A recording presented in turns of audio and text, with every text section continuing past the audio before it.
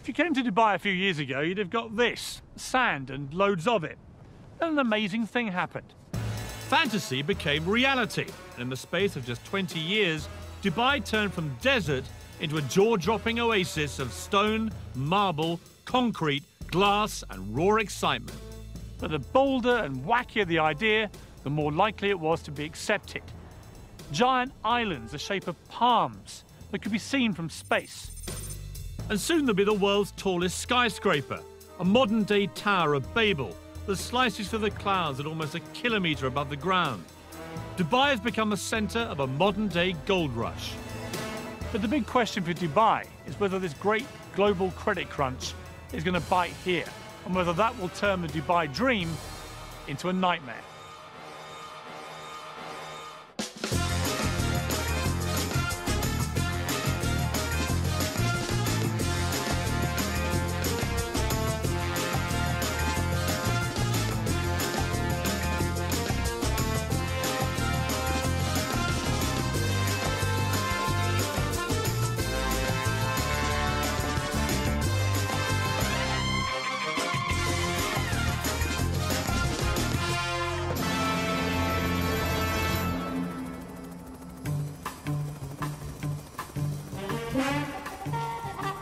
Dubai is one of the 7 states that make up the United Arab Emirates, under the rule of Sheikh Mohammed bin Rashid Al Maktoum. Its reputation as a tax-free haven and land of opportunity has attracted 120,000 Brits, all chasing the Dubai dream. You have both completely lost your marbles. I mean, you have paid $50 million for a load of sand. A dream where your position in society can be elevated overnight and vast riches are there for the taking. It's quite a journey from a secretary on an Oxfordshire estate to this, flogging £17 million apartments in Dubai. In a country where Sharia-based law is dished out on crop-top wearing partygoers, what's it really like to live here? And mixing with the locals, I talk tactics with the man that bought Man City. There's the Burj Al Arab. And what about the world's financial meltdown? Are they feeling the heat? You say credit crunch, people say, whoa, whoa, there's no credit crunch in Dubai. It's not coming, it's here. But lurking in the background, behind all of this, is the fact that in just 10 years' time, Dubai's oil will run out. The race is on. If you'd invested in property out here over the past 6 years, I'd give your financial advisor a raise, because you'll easily have trebled your money. But it wasn't for the faint-hearted. 4 miles out to sea is probably the craziest property investment on the planet. For sale, 300 islands that, seen from above, replicate the countries of the world. This is absolutely ridiculous. I've heard about this place, I've seen the pictures, I know all the facts. Until you actually come out here like this and experience it for yourself, you have no idea of the sheer scale of it. 320 million cubic metres of redistributed seabed later, Dubai has not just put itself on the map, but put the map on itself. I'm heading for Britain. Gentlemen, permission to come ashore. Permission granted. Thank you very much. Welcome aboard. Nice to see you. Welcome to the United Kingdom. Well, thank you very much. Let's head over to London, shall Why we? not? Ex-Londoners Safi Qurashi and Mustafa Nagri moved to Dubai 4 years ago. Between them, they've just bought England. Dare I ask how much you've paid for it? Topping over $50 million. You have both completely lost your marbles. I mean, you have paid $50 million for a load of sand. Yeah, it's one view. Tell me some of the stuff What you're going to do here. The idea very much is to have some luxury accommodation where you can bring your boat, park it right outside your villa, swimming pools, spas. How many are we talking about? You're talking in and around the 100 mark. Right. 100 villas over here. So you're living in your own private villa, surrounded by, you know, absolutely amazing shorelines, beaches. I mean, you and say views. that, but you're actually surrounded by the French over there and the Germans over there. I mean, they are worryingly close, aren't they? You know, they have got closer, but luckily there's still a bit of sea between us. I'm imagining now these luxury villas here, and even if they went just for $5 million each, I've just worked out you'll make a profit of $450 million. But you have forgotten the cost of construction. Which is? We're still working on that one. Yeah, You're still making what I think they call in Balham a nice little earner, aren't you? Well, Yeah, Yeah, I guess you could say we might be. I mean, that's a great story. Absolutely. Ballon boy buys Britain. Yeah, it's not bad, is it? Safi is a perfect example of the Dubai dream. 4 years ago, he arrived here skint, having lost everything in a failed internet firm. Now, thanks to a series of shrewd property deals, he's the King of England and looking to invade France. But how did this little-known desert outpost become such a magnet for investors and those in search of a better life in the sun? Dubai has done an incredibly good job at marketing itself, largely through what at the outset appear to be utterly ludicrous projects. Think Dubai and you think glamour, wealth, and a rich hedonistic playground. Hardly surprising then that back in Britain, wrapped under red tape and trapped under the dark grey skies, so many downtrodden wannabes think this place is utterly irresistible. Although Dubai is twice the size of London, the main action takes place in a frenzied 20-mile strip along the coast. The legendary Dubai gold rush can be traced back to 2001, when the law was changed to enable foreign nationals to own property. It coincided with the launch of the most famous of Dubai's artificial island projects, the Palm Jumeirah, which, because it's connected to the mainland, lured investors by the truckload. And my first impression is it's massively bigger than it seems from the sky. Apparently 4,000 properties were sold in the first 72 hours of the project being announced, before a brick had been laid. The weirdest thing about Palm Island is that 5 years ago, I'd have drowned by now because this was all water. Nothing quite prepares you for the sheer scale of their ideas. Palm Jumeirah is so huge, its central trunk supports 2 6-lane motorways. At the tip, 3 miles out, sits Dubai's latest 5-star hotel, the Atlantis, complete with an underwater lost city in a fish tank. The Beckhams acquired a place here, and Ashley Cole and Michael Owen followed suit, creating a Middle Eastern Wag-Sumer. It may look like Brookside on the beach, but having a palm address is the ultimate status symbol. And living the dream on Frond D is Neil Petch. Neil came out here 14 years ago and now publishes the Dubai version of GQ magazine. Judging by his cars, a Bentley, a vintage Jaguar and a Ferrari, life is good. Okay, here we are, ladies. Throw in a Russian model wife and her glamorous friends, and I'd say Palm living is very good. How much have these properties been going up by in value? Well, about 4 villas on either side of me. No one lives there. People had them as an investment, and they're going up at such a rate that they don't actually need to rent it. I wish I were in that position. I mean, if you bought that one at the start, for example, what would you have paid? Well, that was probably about £700,000, 2.6 million dirhams in our currency. And what would it be worth now? 15, something like that. So around 6 times what you paid for it? Exactly. So it's been an amazing investment for people. Yeah, it makes you question your own job when you're earning a lot less than your house is doing by sitting there. And is there, like, in any development like this, is there a bit of, you know, keeping up with the Joneses? Absolutely. I mean, I've had to upgrade my barbecue several times. Dubai has learnt a very British lesson. We do like to be beside the seaside. Waterfront property commands a premium, and building out into the sea will add 300 miles to their coastline. But when we struggle to build something as simple as a Millennium Bridge, how do you create an entire city in just 20 years? I have some days when I say, you know, this is crazy. I want to go to New Zealand. I want to live in a farm, you know. And when you built it, how do you make sure the rich come flocking? This is ridiculous. I mean, how many towels are there? Why would you need 100 towels?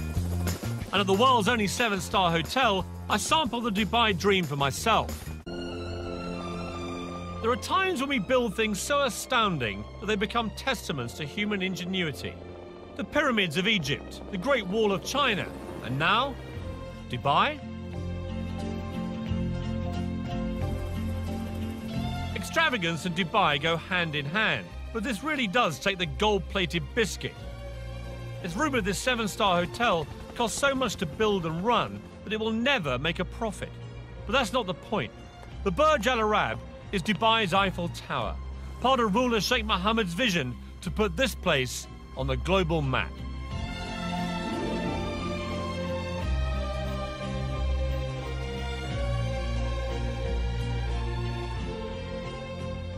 The best rooms here will set you back 12 grand a night and come complete with one of the hotel's 16 white Rolls Royces and your own personal manservant.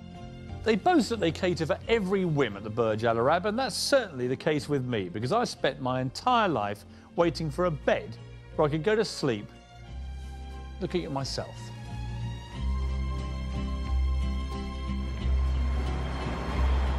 I'm here to meet builder Eddie Mitchell, who I last met at the height of the UK's property boom in Sandbanks, Dorset. Eddie was creating futuristic properties inspired by this hotel. He's been coming here on business for 5 years and is now a gold star guest, affording him extra special treatment. Watching you coming in, it was like watching a visit by the Queen. You know, it was like a cast of thousands offering you tea and dates and hand lotions. It's the same every time. My butler that I've had for 6 years, he meets us every time we come here. Whatever time of day, he's at the door. It's like coming home. So, Eddie, last time we met was in Sandbanks, Yeah. where the funny thing was there is that you produced properties like this, which are, you know, by any normal standard in Britain, completely barking mad, futuristic emporiums of glass and concrete and everything else. Out here, you're known as Mr. Boring, because, I mean, that is not even first base, is it? Not really, no, Piers. I mean, you must love it here. It's like a permanent building site. Yes, but probably the biggest building site in the world, and after 30 years of building, I just love it. You're like a pig in a sty, aren't you, Eddie? Yeah, definitely. For those who bought at the start in the Palm or the World or the Burj Dubai, how much money are people making? I'm sure people are making many millions. I mean, I heard of one Chelsea footballer who had a place on the Palm that he's never actually lived in. He paid £400,000 for it, and he's just sold it for £3.5 million. Yeah, that's what he would have paid 6 years ago. And he would now make £3.5 million? Yeah, definitely. Without setting foot in the place? Yeah. How have I missed out on this again? We should have came here 6 years ago. No, but you always seem to pop up in these places at the right time. I went to Sandbanks right at the peak. I've come to Dubai right at the peak. What I need to do with you, Eddie, is stick with you in the down times. Well, you can come on site and be a builder if you want, Piers. The great thing about Dubai is there's always a stunning new location to practice your golf.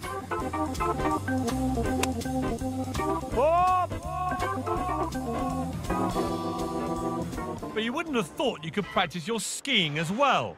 This is Ski Dubai. It's 45 degrees centigrade out there, and in here, -4. In fact, it's absolutely bloody freezing. The thing about Dubai is that the crazier the idea, the more likely it is to be accepted. There are many extraordinary feats of construction underway in Dubai at the moment. A few more remarkable than this. It's going to be the biggest theme park in the world. It's going to be 107 square miles. Or to give you some idea of perspective, bigger than Birmingham. But even more extraordinary is the fact that they boasted that the catchily named Dubai Land would be finished into 7 years. Achieve that in the current economic climate, and I'll eat my sunglasses. This is a model of what the theme park will look like, and quite frankly, it's one of the most breathtaking things I've seen in my entire life. There are going to be life-size replicas of the Taj Mahal, the Eiffel Tower, the Egyptian pyramids, even Big Ben and the Houses of Parliament. There's a Las Vegas-style strip, only it's 4 times as big as Vegas. There's only one word for this: bonkers. But in Dubai, biggest is best. This humongous fish tank is built inside the world's biggest shopping centre, next to, yes, you're way ahead of me, the world's biggest building. I've been to lots of tall places in my life. The Empire State Building, Eiffel Tower. I worked at Canary Wharf for 10 years. But I've never, ever seen anything quite like this. The Burj Dubai is already 720 metres tall, making it the highest building in the world. But the really scary thing is it's still growing. be the most unnecessary sign of all time. Please don't lean on the doors. The sheer bravado of this structure beggars belief. They're even adding a new story every 3 days.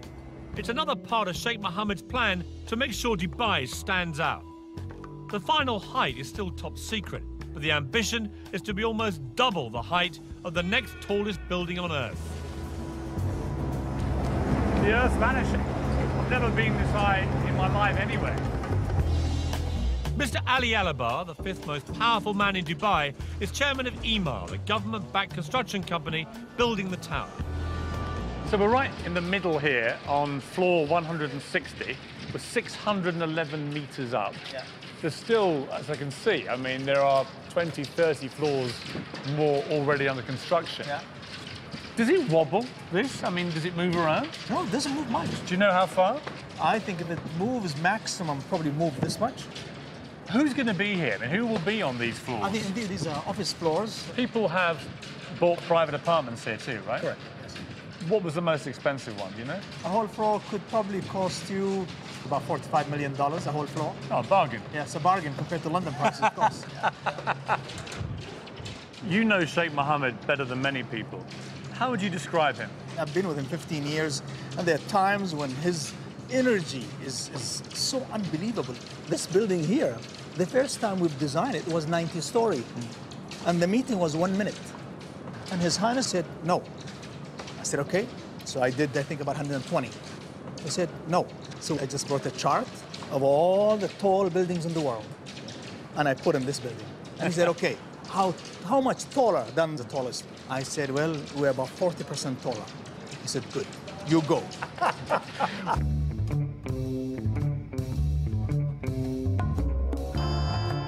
40 years ago, Dubai was nothing more than a dusty fishing village. The then ruler, Sheikh Rashid, had a vision to transform it into a hub for the world, as a port and as a tax-free business centre. It was an extraordinary and bold move. The philosophy was simple: build it and they will come. And come they have. Now, under the rule of his son Sheikh Mohammed, the vision continues. Dubai often feels more like a corporation than a state. That's because just 3 things matter here: business, finance, and success. Unlike in Britain, where huge developments can get bogged down for years in red tape and bureaucracy, over here they can go up in months. And the reason is quite simple: Sheikh Mohammed. Whatever the Sheikh wants gets done, and fast. Of course, being able to use millions of cheap workers from Southern Asia has made it all possible. In 2007, accusations were made of slave labour conditions, so Sheikh Mohammed set up a confidential free hotline for construction workers to report any abuse. As a result, conditions have certainly improved. But each year, UAE workers send home an estimated £4 billion in wages, so a recession in Dubai would have serious global implications. But trying to get anyone to actually talk about the possibility of economic downturn here in Dubai was like trying to get blood out of a stone. I turned to Michel Canu, a billionaire businessman from the 9th richest Arab family in the world. Are you totally sold into this vision, or are there going to be problems, do you think? Well, now there's going to be a lot of economic upheaval globally, and it's going to come and affect us. See, no one mentions that here. I know. You say credit crunch, people say, whoa, there's no credit crunch in Dubai. In the Arabic culture, to say something, if you say it out loud, there's a perception that it'll happen. So we don't even call cancer cancer, we call it the disease that can't be mentioned. It's the same mentality. Is there a credit crunch coming in Dubai? It's not coming, it's here. It already exists. Now, for people to come and say, you know, this is the end and death of this area, it's not going to be the death of this area. What's going to be is a natural timeout, if you want, allow things to come back to its normal position and then move forward. Dubai, I think, is a good place to be if you're looking at 15, 20 years down the road. Because if you're looking at 2 years down the road, God knows what's going to happen in the next 2 years in terms of global finance.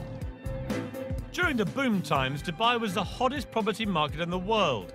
The carrot that had expats scurrying here faster than a bleached blonde to a footballer. Helen Tatum is typical of those that came chasing the Dubai dream. She landed here 4 years ago and owns Dubai Luxury Homes, one of the most successful estate agents in town. Today, she's showing me a flat aimed very much at the not-so-poor. Amazing views, vast amount of room. I mean, how big is this? It's 13,400 square feet. The master suite takes at least a third of the apartment. So it's all about the bedrooms out here, is it? Exactly. And what would it cost if you wanted to buy this? £17 million. Wow. Who would buy a place like this? I mean, who's living in this block? Yeah, I mean, discretion is the word, but, I mean, we've got sporting personalities, we've got presidents of countries. 15 times the size of the average house in the UK, who said size doesn't matter? I mean, it's just humongous. Yeah. This is not even... apartment is too loose a word. Well, this is... Hello! I mean, it echoes. I mean, it's unbelievable. I mean, look at it. It's not a kitchen, it's a restaurant.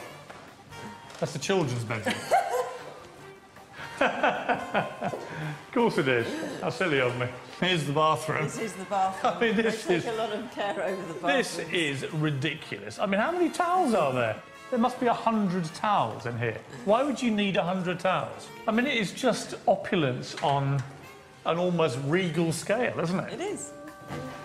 It's a staggering apartment. Perfect for your average multi-millionaire. This great view. Amazing view. But maybe not so good for a billionaire. Which is why the next phase will have its own heliport on the roof. That is going to be just going for a higher level altogether. That's going for your billionaires rather than just the millionaires. And it's going to have its own helipad, and you know, they're working on their own immigration so that you can just jet in and... Well, literally, so some Russian oligarch just lands on the roof, and out come immigration officials. Right. Yeah, incredible. What's a nice girl like you doing, flogging £17 million apartments in Dubai? I don't know, it just happened 4 years ago. Set up my own real estate company, and... What were you doing back in Britain? I worked on the country estate in Oxfordshire. Doing what? As the estate secretary. You're a secretary? Estate secretary. Estate secretary, sorry, I don't want to diminish your role, but I mean, it's quite a journey from a secretary on an Oxfordshire estate to this. Yeah. And you're now glimmering in diamonds and Rolexes and stuff. So life's been good for you, right, Helen? It has. Thank you. And that's not the half of it. Helen now has her own polo team with 8 Argentinian ponies and a full-time professional trainer. It certainly beats typing. Friday is polo day here at Arabian Ranches. It's a bit of a fixture of the expat community, a chance to revel in the good life whilst catching a chukker and slithering up the social ladder. Becky, from Bingley, West Yorkshire. Yeah. And here you are at polo. Yeah, I'm at the polo. Bingley girls are not really used to doing this sort of thing, are you? Let's be honest. No. I came over here and I launched a magazine for another company, and I've just launched this magazine, and I'm 28 years old and I would not get that in the UK. You've done badly for a girl from Bingley, have you? It's all right. Quite happy.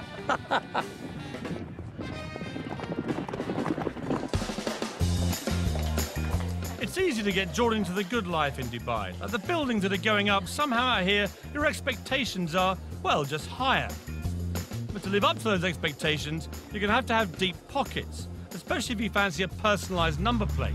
I have the 93. And how much was that? $2 million. $2 million? Yes. And I'll find out what it's like to live where hedonistic Western playgrounds exist in a country governed by strict Muslim values. I wanted to get an Arab perspective on Dubai. Fortunately, the man that bought Manchester City, Dr. Suleiman Al Fahim, has a house here. He's made a fortune in property and is the Alan Sugar of Arabia, with his own apprentice-style TV show and even his own catchphrase. Impress me. When he said he'd show me around the city, I didn't realise he meant in his own private jet. He impressed me.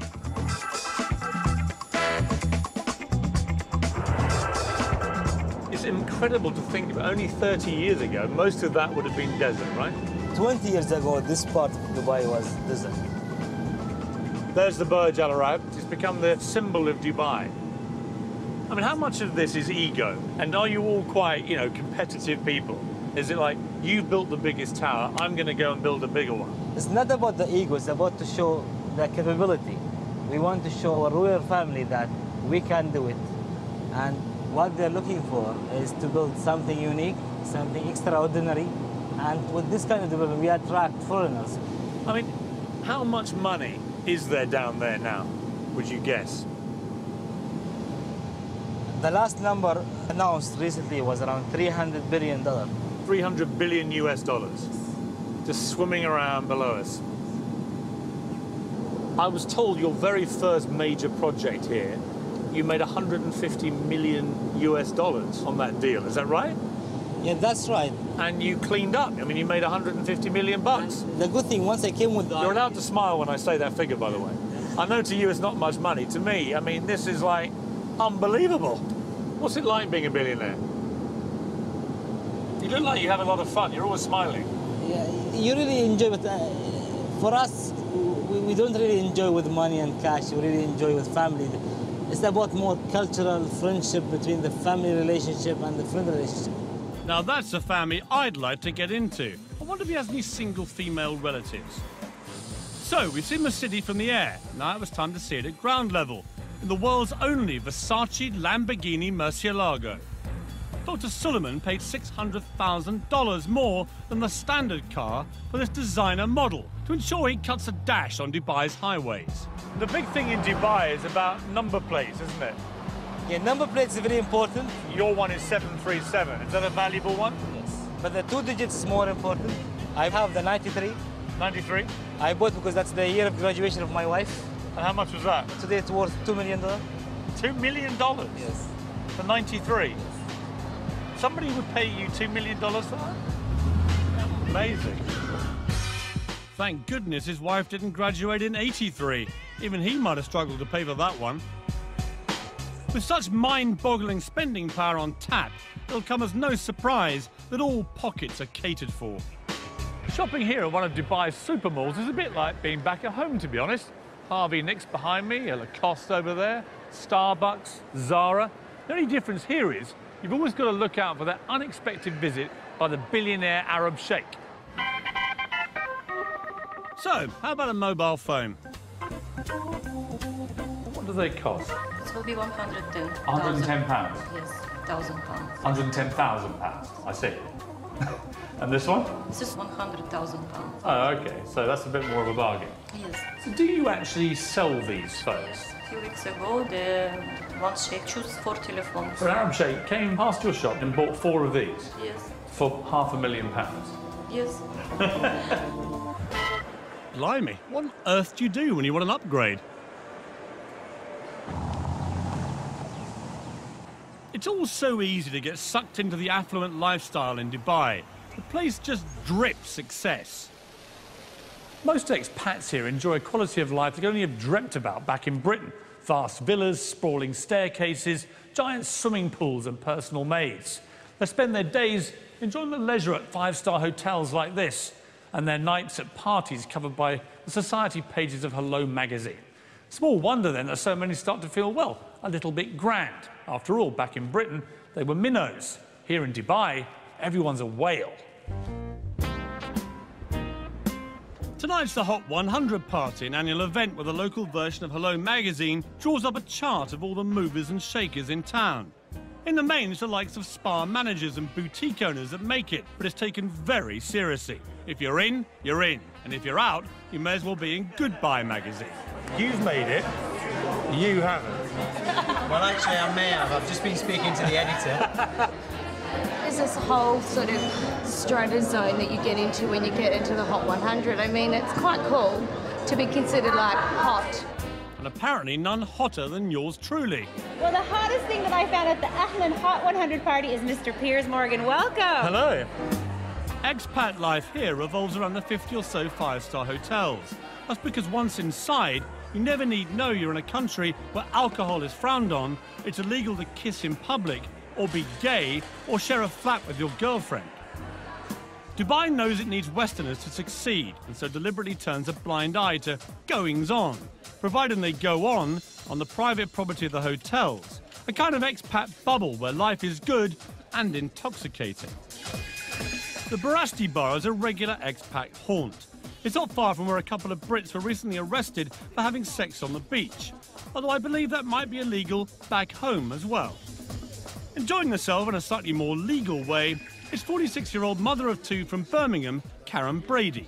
Dressed to kill tonight, Karen? Always, always. Is this your nightly This is garb? generally, yes, generally. Less is more? Less is more. Less is definitely more. And what's it like, I mean, the nightlife here? Every single night you can party without fail. Come out here, party. It's like non-stop. And you get drunk? Frequently. And are you making loads of money here? Absolutely loads, millions. No, So you here, came loads for of the friends. money and the parties? Absolutely, yeah. In what Absolutely. order? Well, first money, then the party. And what's the man scene like here? I'm not looking for a man, I'm just here enjoying myself. I've been married all my life and I'm not doing that anymore. But you go on dates here and stuff? Sometimes, yeah, I do, yeah. I like to have dinner with intellectual men, but I generally don't fancy them. Right. Well, we should go for dinner then.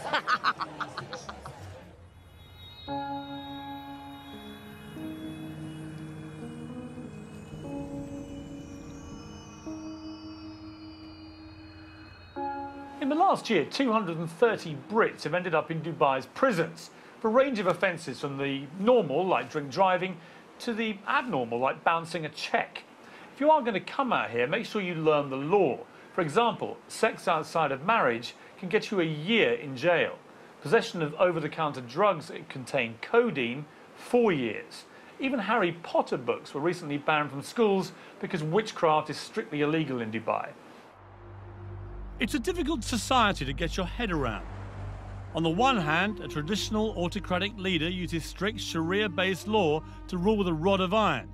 On the other hand, in the five-star hotels, you can forget you're even in the Middle East.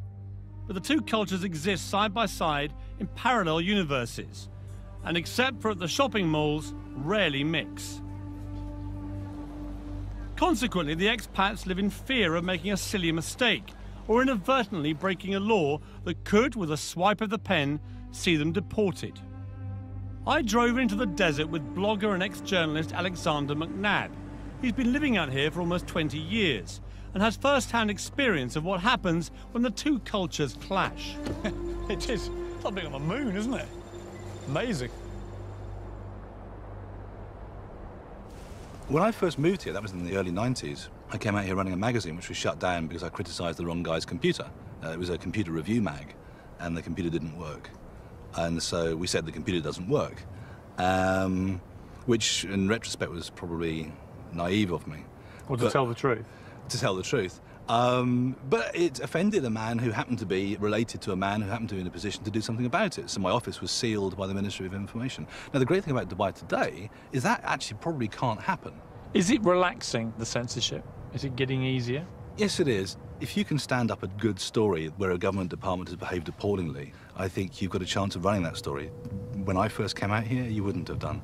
So you're now seeing allegations being made against some quite big figures in government and corruption investigations going on that were unthinkable here. It's a process of change. If you're in the media out here, as you are, do you live in permanent fear that a wrong word could see you on the next plane back to Britain deported? Are you wary about what you're telling me, for example? No, I don't think I have that fear. I might be horribly wrong, but I don't think I have that fear. I don't live in fear. I don't live in fear of saying what I think. I don't worry, but I've just seen 2 quad bikes with a couple of government officials nipping over that dune. It's you they're after. They've been listening, haven't they? Part of the problem lies in the fact that the Sheikh can change laws virtually overnight.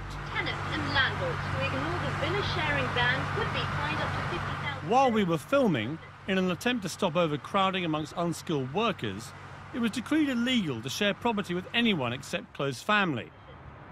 If you're thinking of coming out here, make sure you do your homework. Disconnecting water and power supplies. Super. I'm off to meet an old friend, Patty Parfitt. She moved out here with her son Harry after separating from her wayward husband Rick, guitarist of Status Quo. She'd been out here on holiday and thought Dubai would be the ideal place to change the status quo and mend a broken heart. A year on, however, and the Dubai dream is turning sour. Patty, hello. how are you? Oh, I'm good, thank you, How Tom. lovely to see you. And you, how are you? The last time I saw you was on a Status Quo tour bus. We don't talk about that. Welcome to my home. So this is your lovely piece of Dubai paradise. This is Very nice, this is our little hacienda. So this is the lounge. Yeah. This four-bedroomed house is typical of the expat family lifestyle out here. Inside landscape gated communities are miles from anywhere. So this is the kitchen. Thankfully for the neighbours, it's detached. So, Paddy, you're in a very nice place here, but it's half an hour inland. What would you pay here for your rent? What do you... Oh, you're going to die. £32,000 for the year. And you have to pay Wow. up front in Dubai. So you had to write a cheque for £32,000? Yeah. For a year's rent in advance? Yeah. See, that strikes me as pretty expensive. It is. I mean, it's ridiculous So rent. your rental is up for renewal. What are you going to do? I'm taking it for 6 months, and then I just see how I go there. And what are they going to charge you for that? £27,000. What? In 1 year, they've nearly doubled it? Yeah. So, be warned, if your employer's not subsidising your rent, you'll be in for a nasty shock. It's terribly expensive in Dubai. It If you get this really idea of is. this wonderful tax-free haven, Yeah. everything's dirt cheap, so it's not really like that. No, and, you know, I don't want to spoil anybody's holiday or dream to move to Dubai, but you really got to look at it, because it's not all what it's cracked up to be. People who are watching this are going to be thinking, I quite fancy coming to Dubai. Yeah. And yet you seem to have fallen slightly out of love with the dream. Yes, I have, haven't I? Oh, God, where do I go now? I do miss my friends. I do miss my family. And it is difficult to meet people over here because everybody's basically, it's family.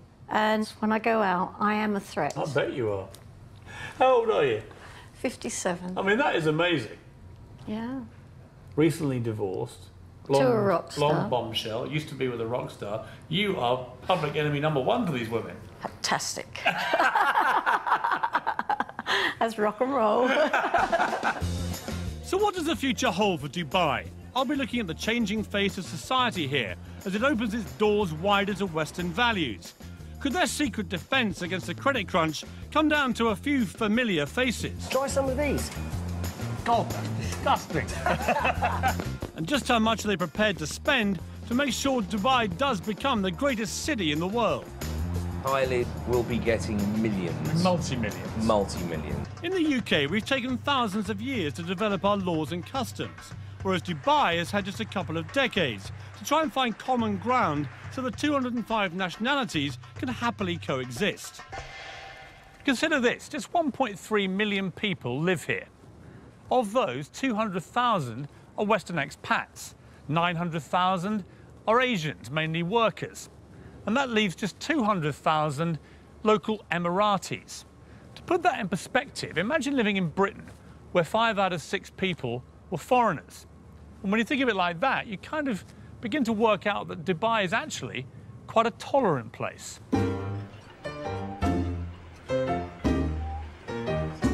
It's a sign of Dubai's willingness to welcome foreigners into its midst, to keep moving forward. And someone taking full advantage of that acceptance is Derek Khan. Oh, it's very good.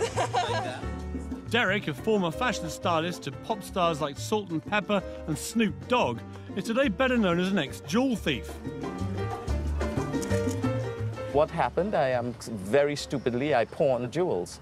And of course, pawning, you don't pawn what is not yours. And I dug myself into a nightmarish hole. I would have to go take one piece of jewel, go to another company and lied, basically, to get another piece, and which I pawned, and it became a circle, a nightmare circle. And you got a 2-year prison sentence. Yes, I did. He served 2 years in a New York jail for his crimes, was kicked out of the US and settled here in Dubai, reinventing himself as, get this, a jewellery designer. There you are, a convicted thief, felon, for want of a better phrase. You're kicked out of America, and then Dubai, where you would imagine they're quite strict about that kind of thing, they welcome you in here. I was accepted into Dubai because I think I was very straightforward with what I had done. I was very straightforward in who I am, and they kind of saw what I can do. You're also fairly unique, Derek. I mean, there aren't many Dereks in Dubai that I've met. Not with this look, the whole thing, you know? Well, you'll be surprised. Dubai is just, you know, again... There are more of you out there? I hope not, but... Put it in, give me a little, exactly, a little swing. What I hear everywhere is that if you do this, you're out. If you do that, you'll be deported. So what I haven't found is any real evidence they actually do this. I mean, do people get chucked out of Dubai? Well, of course they do. You know people who've been deported? Well, no, I don't. That's the point. I mean, I don't know anyone who's been deported. But, you know, the thing There seems to be a collective fear of being deported Well, you without see- any evidence well- anyone ever is. Well, listen, the collective fear works because guess what? I can open my car, and especially from New York City, I could never dare leave my computer in the car. I do it all the time. I leave my doors unlocked at home. You think that the rules are a small price to pay, really? For Oh, a very small price to pay. You know, it gives you that sense of security. And I couldn't be happier here. Right, beautiful. Beautiful. Right. Lovely. If Dubai is going to succeed, now more than ever it needs people. It has to be seen as the in place, somewhere you can't afford not to be. So when Dubai can't build it, Dubai buys it, spending millions on celebrity names and, crucially, brands. Gary Rose is the latest big name lured into town. He'll be in good company. Gordon Ramsay and Marco Pierre White are already here and raking it in. Gary, how are you? Hi, very good, thank you. Nice to Very, see very you. good. You too. You came just at the right time. Try some of these. That is a little salmon fish cake with a lemon hollandaise. God, that's disgusting. I don't even laugh. I mean, it's actually delicious, but just to see what your face is like, it's delicious.